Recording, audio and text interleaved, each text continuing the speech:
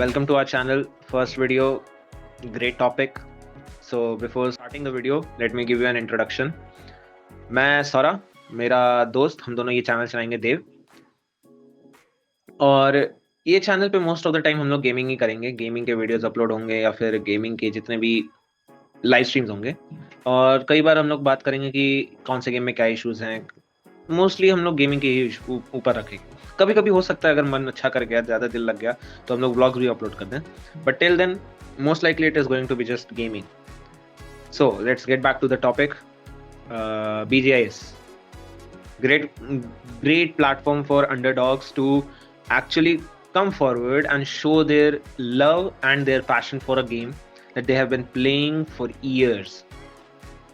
And honestly, BGIS ने जितना players promote किया है उतना और किसी और ने सपोर्ट अब तक नहीं कर पाया होगा, किसी और ने अब तक शो नहीं कर पाया होगा. But there is a really big issue that not everybody talks about, not a lot of people talk about. Even a lot of players I have seen जो कि ऑनलाइन कमेंट करते हैं कि to qualify for BGIS, you from the in-game qualifiers you need to qualify through hacks.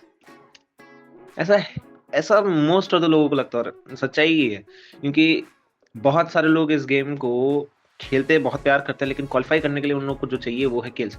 और इस साल BJS के जितने भी क्वालिफाइंग के थे पूरा किल बेस्ड था.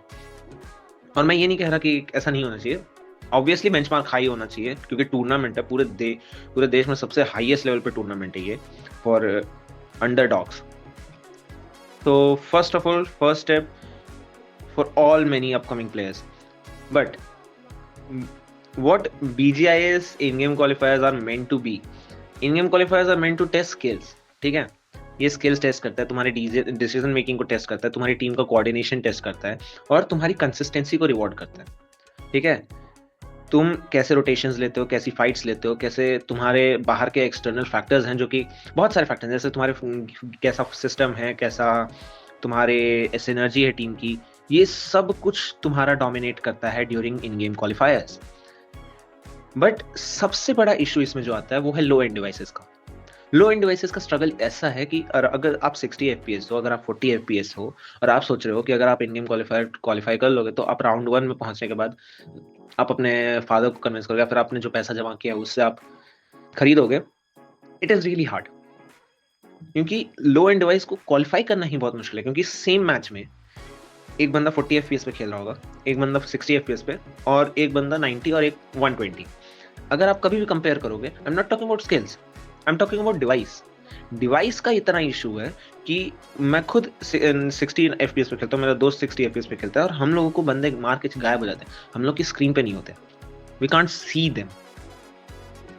Okay, so it is a really big issue, because there are players जो कि आईफोन्स पे खेल रहे हैं, कूलिंग फैंस लगा के खेल रहे हैं, जिनके जो कि 1 Gbps का नेटवर्क स्पीड लगा के खेल रहे हैं. आई एम नॉट सेइंग कि ऐसा नहीं होना चाहिए, ये अनफेयर है. They have their stable income, they have their ability to get that, they are doing it, क्योंकि एडवांटेज तो सब किसी को चाहिए. ठीक है, I am not saying these are not excuses, these are just technical limitations. क्योंकि लो एंड डिवाइसेस के प्लेयर्स कभी भी कोई फाइट इसलिए नहीं आते क्योंकि उनके पास स्किल नहीं है, उनके पास एम नहीं है, उनके पास पोजीशनिंग नहीं है, बस इसलिए हार जाते हैं कई बार क्योंकि उनका सिस्टम उनको सपोर्ट नहीं कर पाया.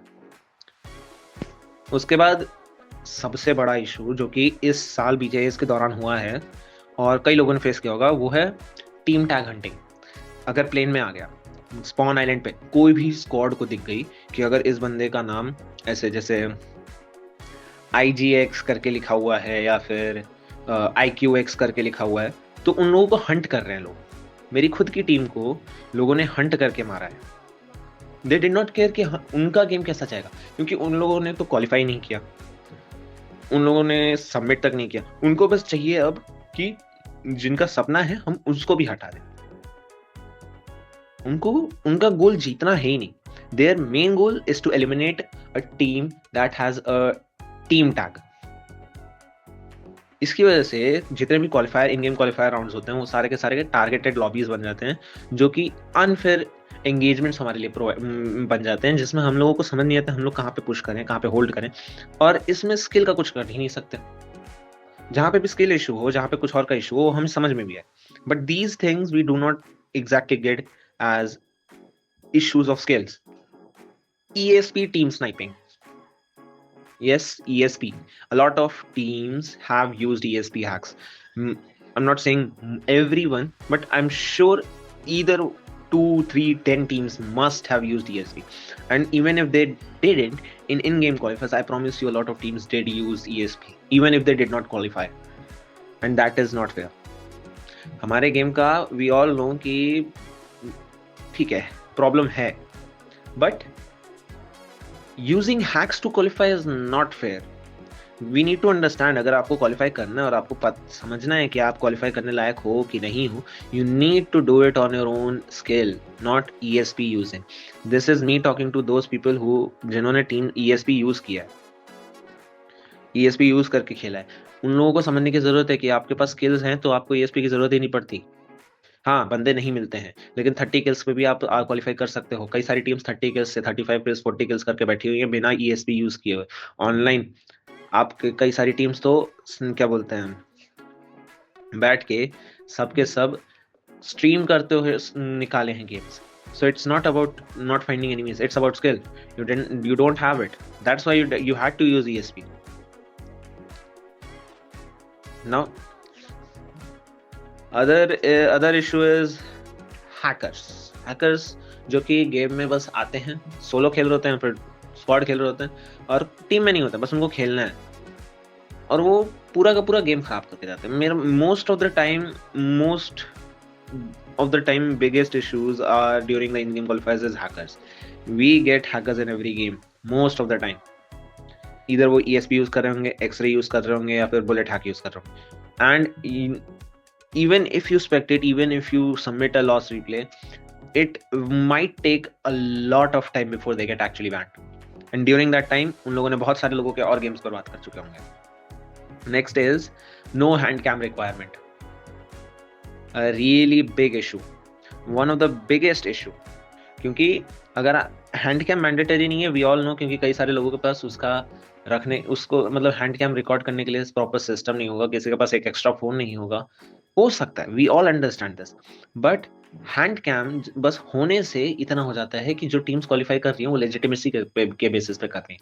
अगर ऐसा हुआ कि कोई टीम क्वालिफाई करी और उसके अननेसेसरीली 459 है या 500 पॉइंट्स है जो कि अनरियलिस्टिक लग रहे हैं, ask for their hand camps. अगर उन्होंने चीटिंग नहीं की होगी तो वो सबमिट कर देंगे. ऐसी टीम्स हैं जो कि खुद के बेसिस पे किया, बट जिन्होंने खुद के बेसिस पे नहीं किया होगा वो सबमिट करने से कतराएंगे या बोलेंगे, बहाने देंगे कि सॉरी हम लोग के पास नहीं है.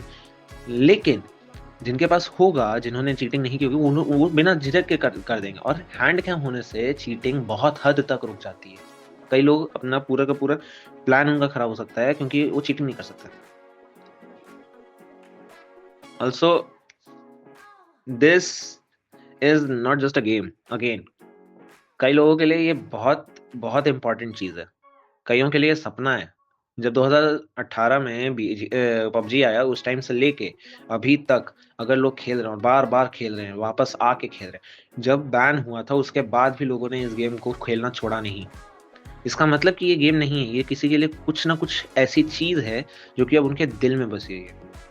And this is my request to Krafton, to organisers, to every player of the system to understand, to make a competitive community, to make a place of this specific game or all the games where actually people get rewards for their actual skills, not only getting qualified.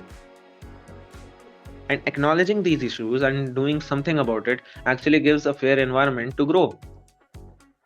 अगर ऐसा problem नहीं होता तो लोग भी नहीं बात करते, मैं भी बात नहीं कर रहा होता. लेकिन ये इश्यूज हैं जो कि हमें पता है.